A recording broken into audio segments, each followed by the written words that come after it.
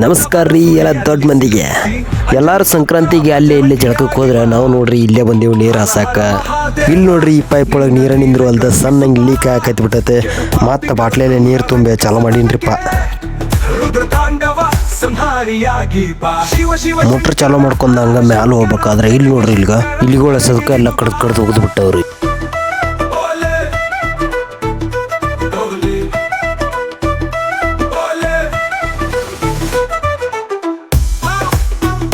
ಇವತ್ತು ಕರಿ ಅಲ್ರಿ, ಅದಕ್ಕೆ ಕರಿ ಹರಿನು ಅಂತೇಳಿ ನಮ್ಮ ಹುಡುಗರು ಬಂದುಬಿಟ್ಟಿದ್ರು.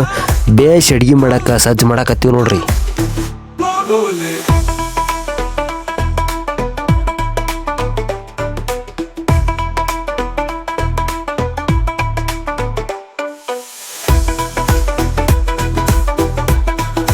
ಹುಡುಗರು ಬಂದಾರಂತೇಳಿ ನಾ 3 ಮಡಿಗೆ ನೀರು ತಿರುಗಿ ಬಂದೀನಿ.